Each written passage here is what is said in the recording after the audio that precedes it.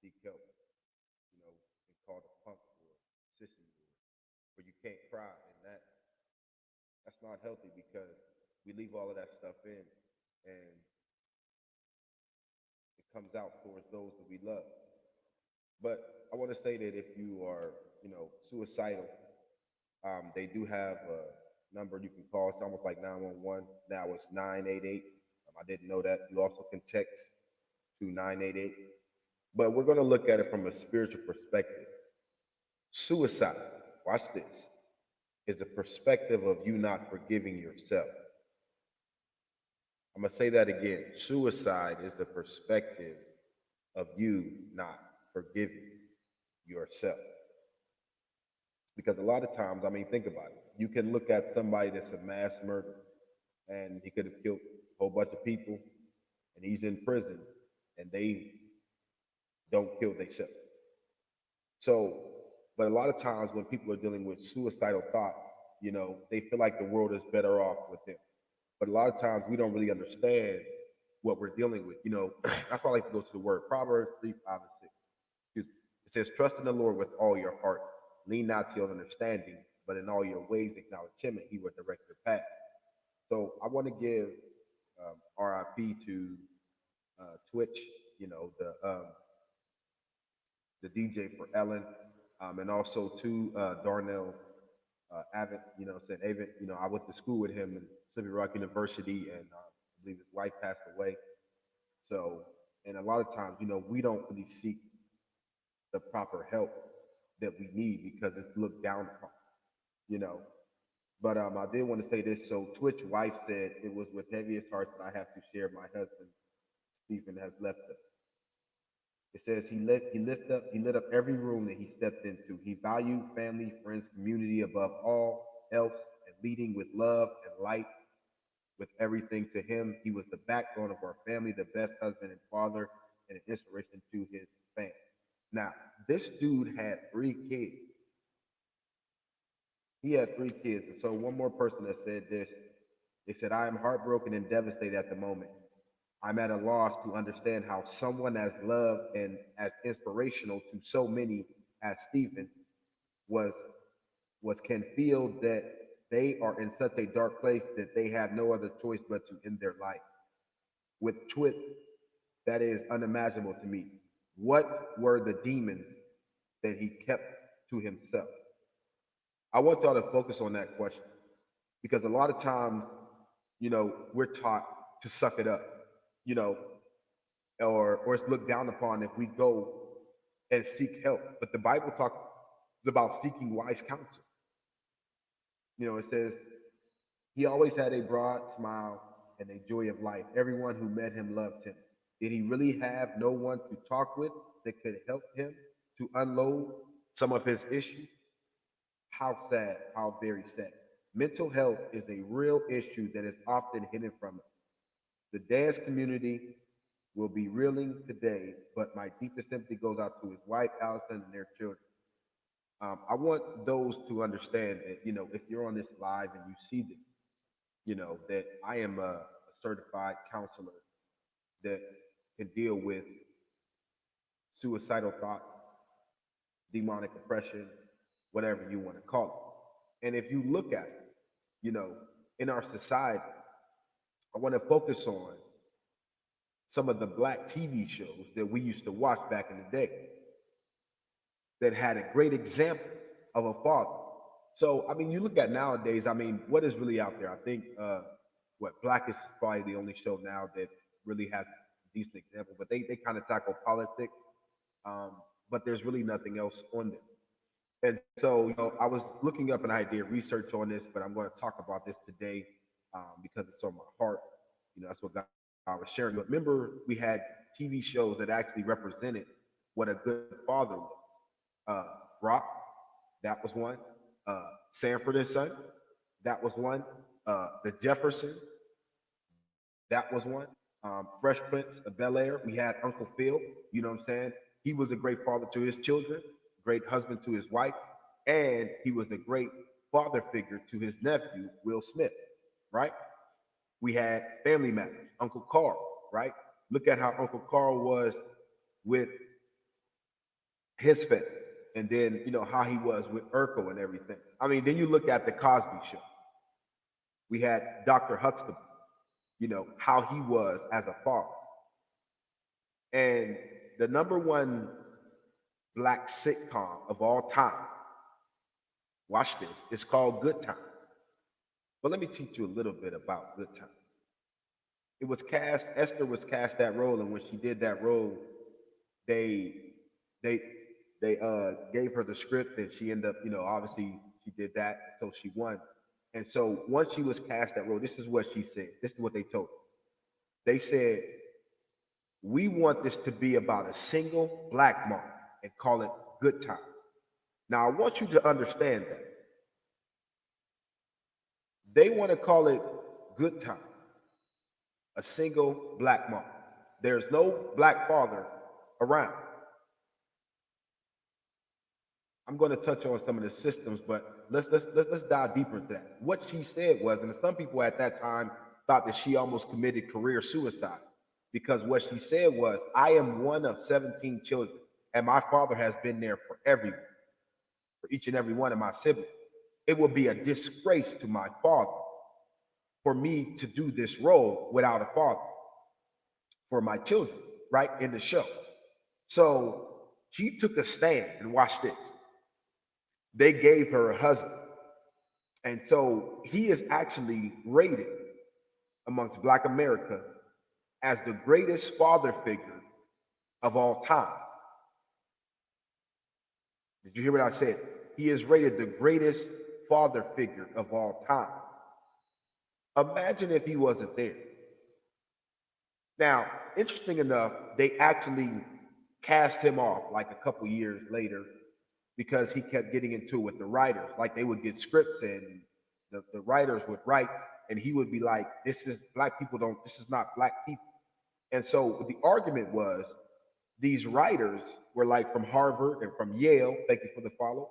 They were saying, "Well, we're from Harvard, we're from Yale." And he was like, "But how long you been black?" And so we look that they were actually trying to write things that black people weren't doing, but we understand the power of influence, the power of television. So eventually they cast him off and they had him die because it was just going to, you know, butting heads all the time. And so they continued to do Good Times. But let me ask you a question though. How do you think that show would have been if, how do you think that show, good evening, sister. How do you think that show would have been if they would have let that be about a single mom? Now, let's look at today. Let's look at the child support system. Let's look at the prison system. Now, I'm going to look at it with this from the child support system. It really is not designed for the black family. Now, one thing I want to understand is I don't have a problem with a mother or a father seeking financial assistance from a parent that is not taking care of their financial responsibility. What I do have a problem with is somebody just doing it out of spite. Um, and I went through the child support system, excuse me, with the mother of my children, and I didn't want to involve her because they don't really care. And so I remember one time, me and the mother of my children were, she was saying that she wanted some more money, she needed more money, and I was just like, well, I said, look, they're taking out more more money out my check than what they're giving me. I said, and so I had told her at that time, and I still used to, thank you, and I still used to, like try to have a cool relationship with her, and I still was taking care of my children past child support. And so, I was taking the child support, and she wanted to up the child support. That's fine, But I went there and I said, can I ask her three questions? Because at that time I said I had the children more than her, and I said, why should I pay more child support and I have the children more than her, sir? And she said she had the children more than I did. And so I said, can I ask three questions? And I said, ma'am, I said, who has the kids while you go to work? She said, you do. I said, who has the kids when you get off work? Do you need a break? She said, yeah, I do. You do. And I said, one more question. I said, do you need a break every day? She said, boy, I need a break from these kids. And so the judge granted me, you know, some favor. But here's the thing, you know, I have more patience than she does.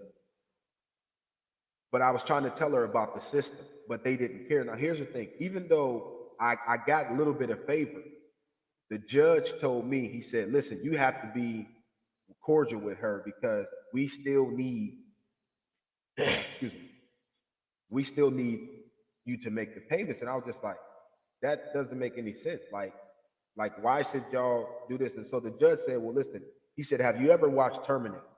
And so I'm laughing because I used to be the movie man back home at that time. So I'm like, yeah, I did because I bootlegged that movie. So I said, yeah. And so at this time, he said, well, listen, this is what we're going to do.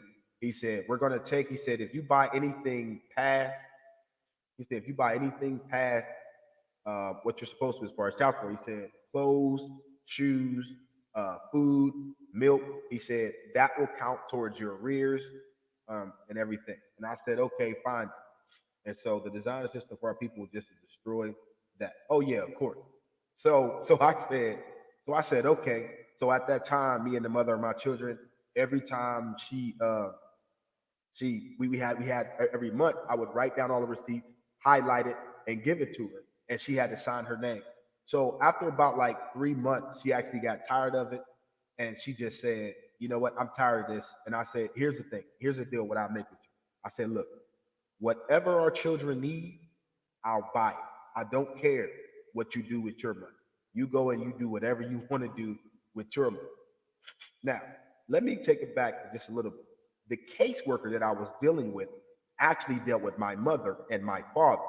So at the time when I was trying to do the receipts and everything, right? Now, this is after the judge had granted that. And so the judge was talking to my caseworker pretty much and was just telling her, to make sure it worked. And she was like, well, I can't get this system to work.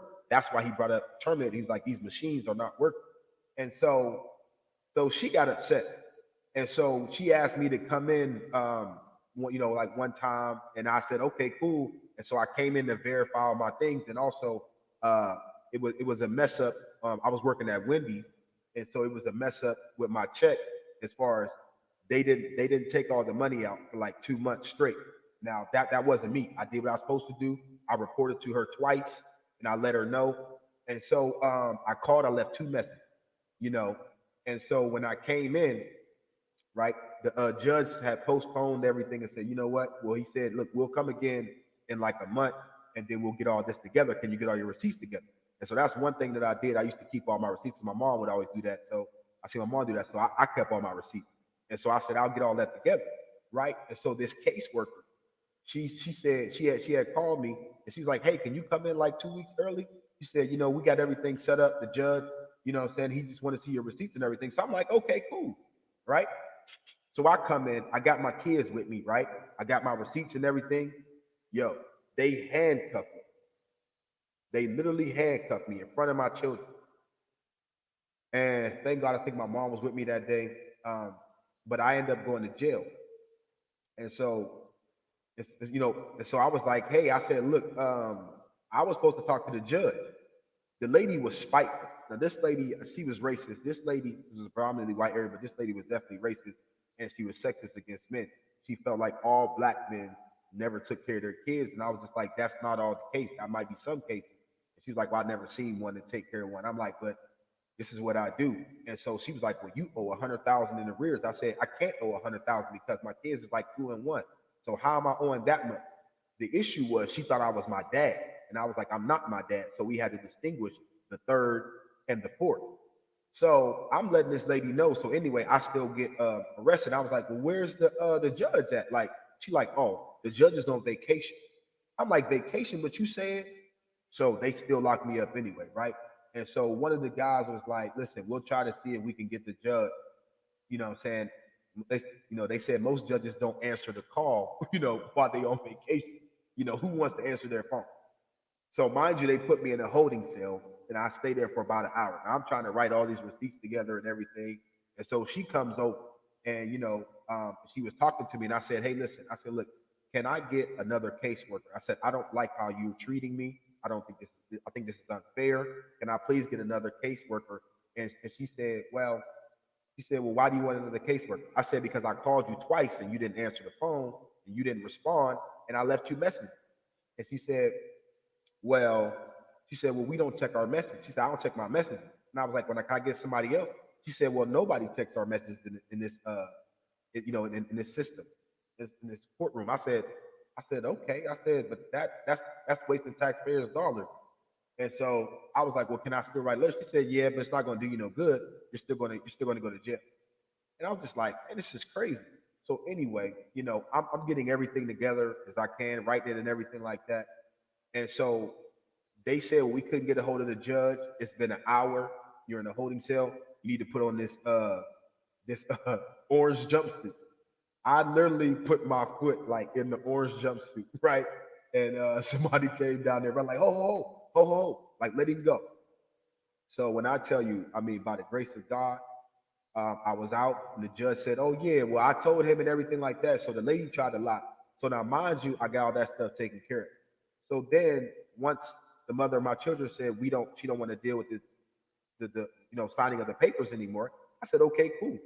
So then I had to go and I had to make sure everything was taken care of and then pay my arrears.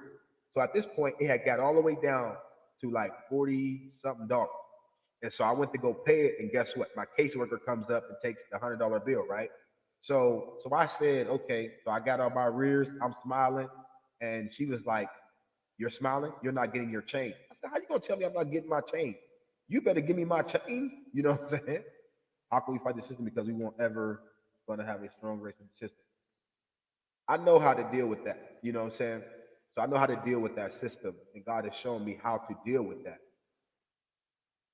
But here's the thing: the lady didn't want to give me my change, and I said, "You're going to give me my change." She said, "Well, I'm going to mail you a check." And I was like, "Why would you just mail me a check when you could just give me my money right here? Like you literally can open them, give me my change right here." She's like, well, "I'm not going to give it to you." And this lady was so bitter, and I snapped. My mom was like, "No, no, no, don't snap. Let's go outside." I was like, "That's crazy." But then they're sending me uh, a check in the mail from the difference, but I actually took care of all of that, and so it got down to zero. So now, mind you, I remember that the mother of my children had got pregnant and by somebody else at this time, and so they told her at that time, "How you doing? So it's good to see you." So at that time, I had three of the boys and she had two of the girls. But because she was taking the other father for child support, they told her to take me for child support. And so um, I tried to talk to the situation that was in Cleveland to their system people, and I'm like, "Hey, listen, I got more than she do." Like so anyway, I had to call off work, I had to go up there, show up, and then they eventually I get there, I'm waiting. They actually I don't even come in the courtroom, they just waiting outside, and they like, "Oh well, sorry, we didn't know you had this many kids." I said, "I tried to tell y'all that." "Oh, we apologize." So that situation, and then even after that, I had some people was like, "You know what? You should actually take her for child support." And I was just like, "No, because I don't like the system. I don't like how it does it. They don't really treat our color, our our people right." And so I never took her for child support. You know what I'm saying? Whatever she could give is what she could give, something like that. So I did what I could on my own, with God's help, and had some family members and things like that. And when she could send, like she did. And so here's the thing: I gave her grace and mercy, just like how God says, because I remember she was going through a rough time with the father of her child, and some things he said to her. Like one time he told her, he said, "You don't need to worry about their other children. That's big local." He said that's big local responsibility. So she was going through some mental health, dealing with that situation as well too. And I told her, I said, "Look, don't worry about it," because she wasn't able to work. You know what I'm saying? And I know that sometimes she was a risk for high pregnancy. So I wasn't really caring about all of that.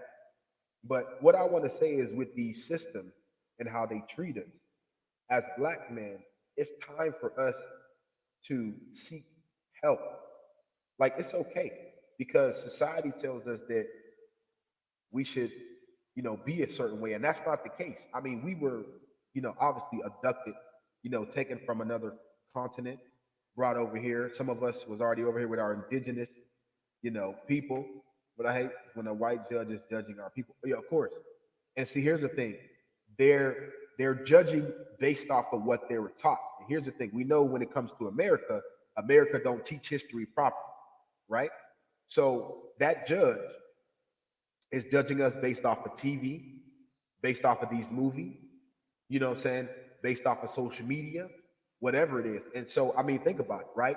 So in our society, we have adopted, Holy Spirit, a culture of what we think culture should be. Like, look at how a lot of our rappers talk about all these drugs, violence, and hoes and bees, and they don't even write their lyrics.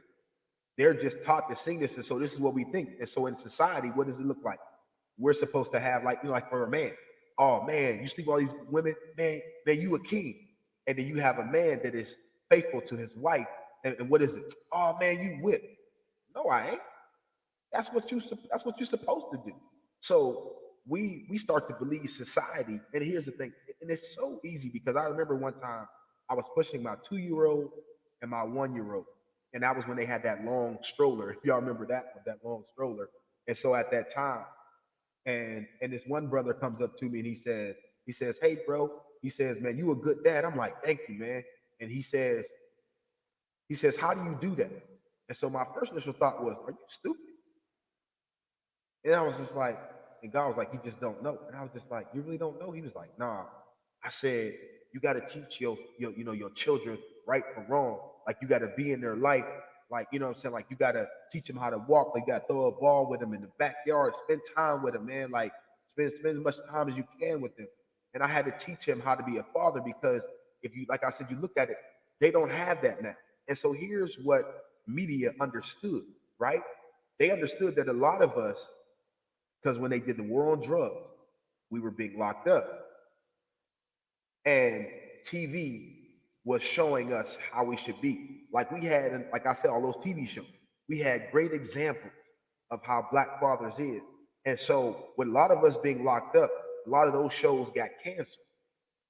And so now, remember when the mom would say, you know what? Listen, when I leave, do not open this door for nobody. So what started to raise our young black men? Television, media. And so that's not good. And so we see why there's a lot of men that deal with a lot of, you know, demons and all these things, sleeping with all these women, like it's okay. And also we see the influx of single fathers taking care of their children. But here's the other thing. I remember when I had my children and they were living with me and I needed some help and I went to go to an agency to seek help. And so this agency said, we only help single mothers. We don't help single men. And I said, well, why is that? Like, shouldn't you help single parents? And so they told me, they said, well, we're only going to help single mothers. They said, but hey, listen, if you go somewhere else and you don't get any help, you can come back here and maybe we'll try to help. And I was like, but this agency told me to come here. So, and we see a lot of, and I don't have a problem with like agencies or like, shelters that have like women and children, but like, where's that for the men and children? We know this a lot of these systems don't really care. They really don't. So when it comes to getting the help, we don't get the proper help. And so, I've been done wrong a couple of times. And so here's one in particular. I remember I had my boys, and so I at that time I had my 3 boys, and so she had sent when she got pregnant, she sent me my 2 oldest boys, and then later in her trimester, she sent me my youngest son. You know what I'm saying? He's like, bro, I'm going back home to raise my kid. Yeah, you gotta do what you gotta do. And if you listen, if you need uh, some help with that, man, or just somebody to talk to, man, like reach out to me. You know what I'm saying? So I'm not sure if you follow me, but yeah, listen, just reach out to me because I understand that because you gotta do what you gotta do, man. And I'm telling you, like I've raised my kids, man, and not one of them, so my boys didn't end up selling drugs. You know what I'm saying? They've never smoked uh, drugs or they never, drank. You know what I'm saying? And and but they like not out there doing, stuff that they shouldn't be doing. You know what I'm saying? And so I kept them away from a lot of that stuff, and I showed them how, how it is to be a father. You know what I'm saying? And we got to do what we got to do. But when this situation happened with the mother of my children, so she later on in her trimester, she sent me my youngest son. So after about a couple years, I wanted to see my daughters, and then I ended up going to go get my daughters, and she was going through a trying time, and my daughters came to live with me, and it was just something that me and her had talked to, saying together. And so, I thank God because I had took a trip to Chicago, and I'm living in Pennsylvania, and so I got family up there, my dad up there, and everything like that. So I went to Chicago. So I ended up, going to Cleveland, like that's like halfway, you know, saying when you're going to, it's a straight shot from here to Chicago, Route 80. And so I said, can I get my daughters for the weekend? And so she was like, yeah, cool. So they came with us, stuff like that. I took, saying like two of my nieces. So like we went up there. So my boys are 20, 19, and 14. So my oldest son, he's married, and I actually counsel their marriage. So so when I got so when we come back on the way back, I went to drop my daughters off, right? So they were like, Dad, we want to come live with you. And I'm just like, okay, you gotta ask your mom. 'Cause at that time we had we we had joint custody with the girls, and I had primary physical custody. Yeah. You know what I'm saying? Yeah. So I had primary physical custody of the boy. And so she said, yeah, she was like, yeah, because she was like, sometimes, my boyfriend, he be coming home drunk and he be waving his gun. And I'm thanking God, like he be like, yo, better nobody be in here. And I'm thinking to myself, man, I'm thankful that my daughters didn't get up and go to the bathroom at this time or whatever. Something could have happened, right? So like I get my daughter. So so then, they come back and they live with me, right? So this is like in February. So like in July, in June, I ended up talking to their great aunt. Their great aunt was like, "Hey, listen, can she's like, can I take them for a family vacation, for a family reunion?" I was like, "Yeah." She's like, "I'll bring them back." So I'm like, "Okay, cool." So we met like halfway. So like on the way back, they got separated, and so their grandfather, which is their great aunt brother, I mean, their brother, he actually sent they were with him and the girls were with her. And so I'm like, well, where my girls at? So I call her like, hey, listen, where my girls at? She start cussing, saying all this stuff. Like, I don't know what's going on with you and my niece. I'm like, what is you talking about? I'm like, first of all, ma'am, I said, look, with all due respect, you told me you was gonna bring my kids back. Like, it's simple as that. You ain't getting them back trying to call me out my name, calling me, I mean, listen, all types of, here we go. She said everything but a child of God. So I'm like, you know what? I'm not about to be disrespectful. Let me just get off the phone, click. You know what I'm saying? I'll talk to you later because I was always raised not to disrespect elder. And so I called the mother of my children. She don't answer this. She calls, she leave a message, and she like, these my kids, and I told you I was gonna get them back in the summer. And I'm like, we never discussed that. We were supposed to have a discussion, and we supposed to talk about this situation, like you know what I'm saying, like civilized adult. So I'm like, okay, cool. So when I tell you, I talked to a lawyer, right? So my job at the time I worked for Verizon. So I talked to Verizon. They sent me over with this lawyer, and he was like, well, I don't really want to do the case. He said, because, it's a different jurisdiction. I was just like, what? That's what we pay you for. He was like, you'll be paying me and another lawyer. I said, who buys two lawyers? That's stupid.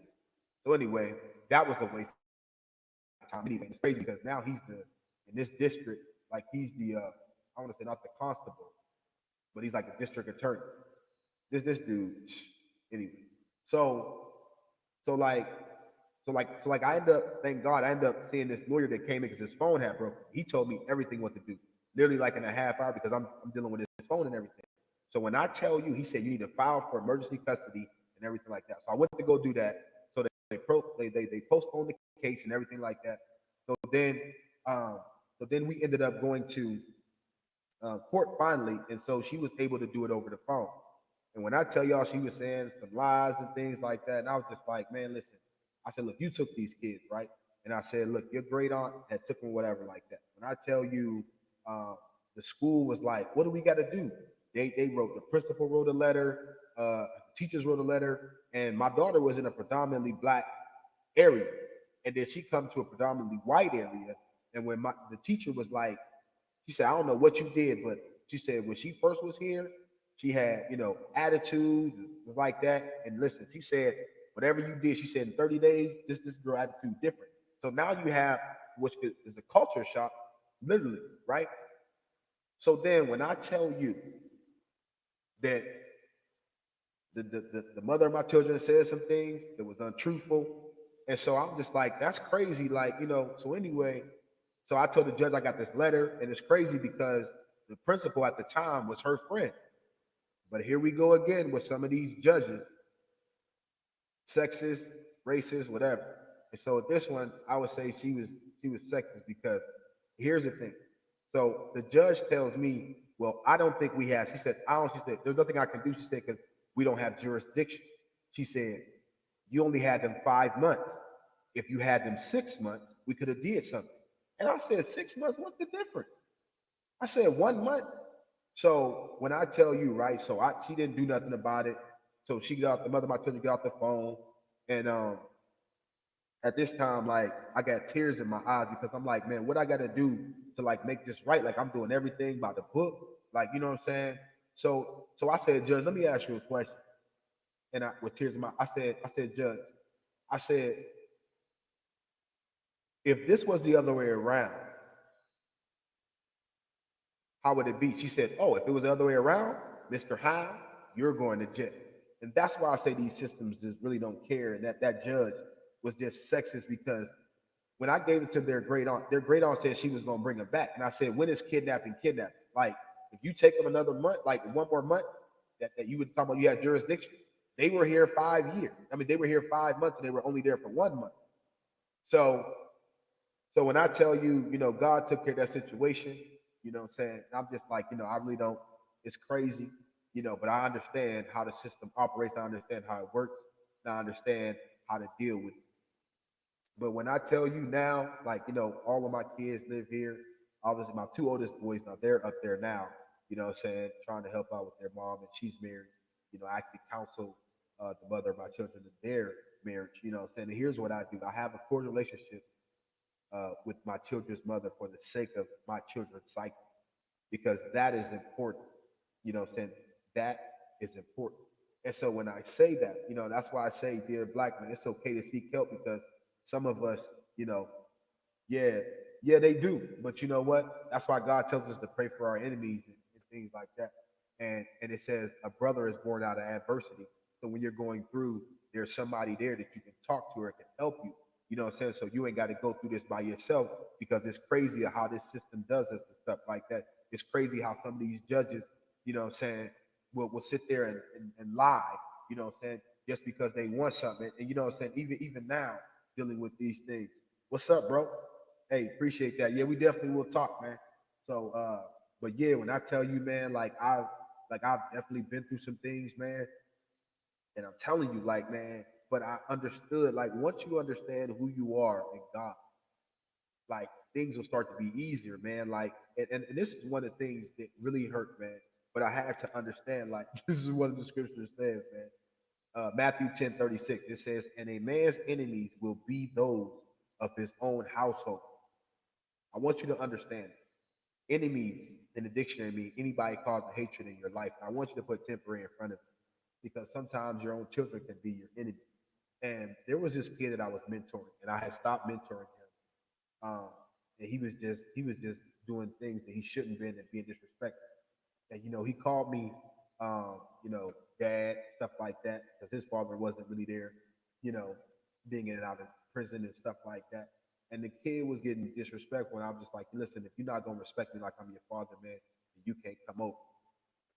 And when I tell you, this kid prank called the police 3 times,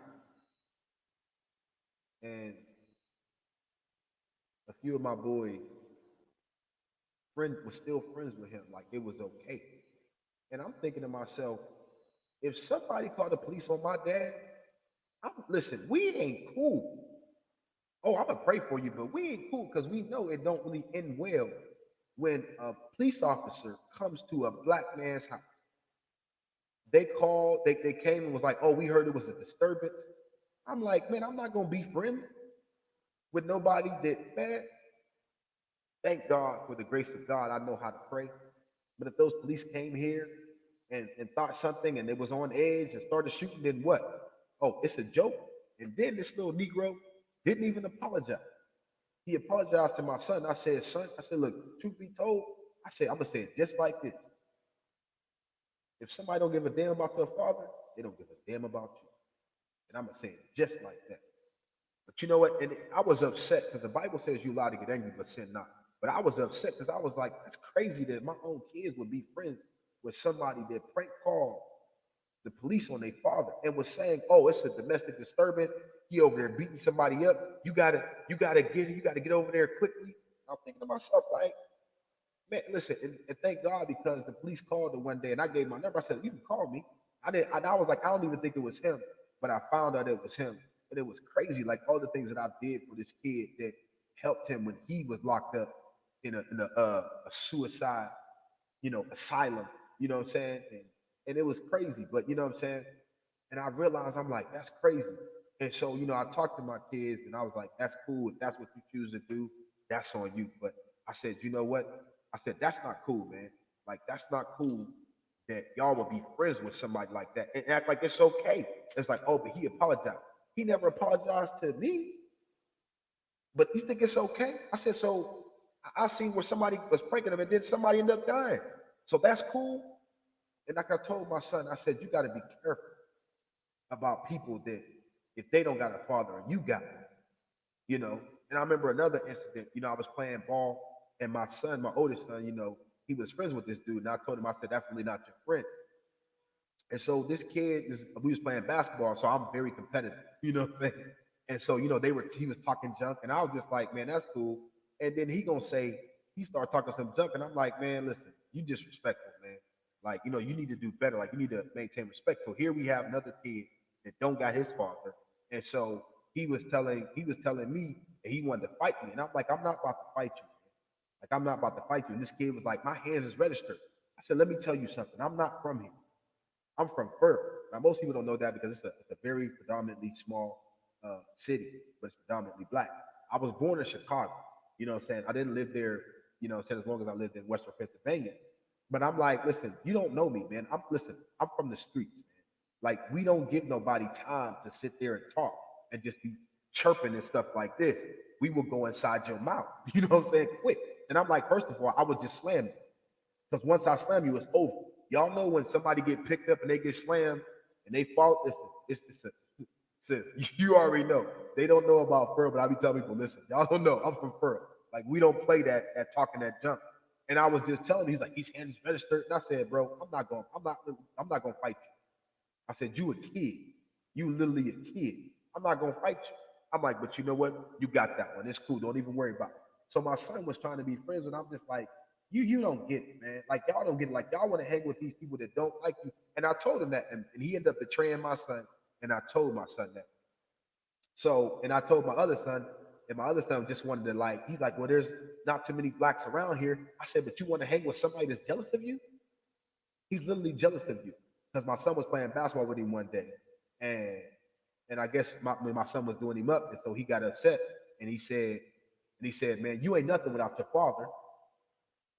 And I said, "Okay," and I said, "That's somebody you shouldn't be hanging with." And so the other boy that I said that said I'm not mentoring no more, he started laughing and stuff like that, and was in on it.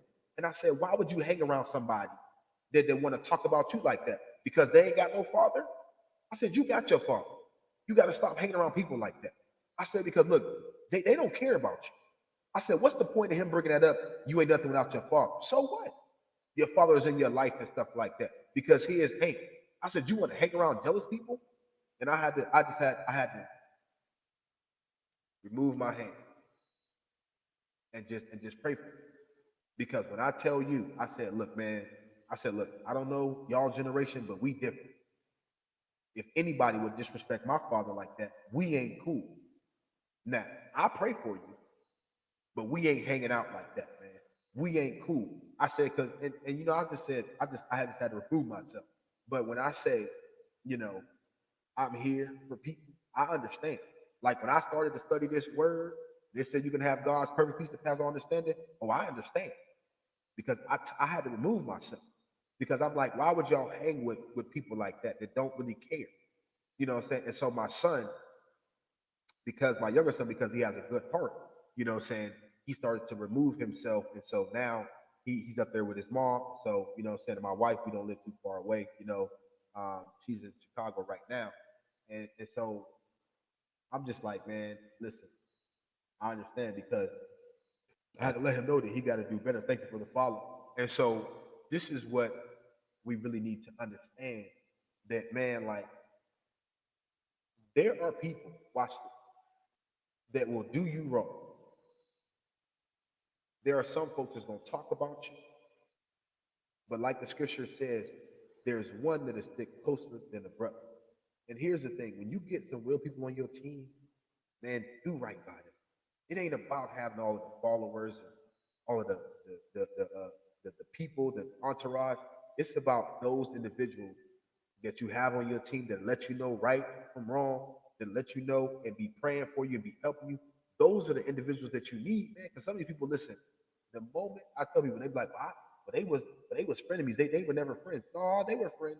But here's the thing: the moment a friend becomes jealous is the moment you no longer need to be friends with them.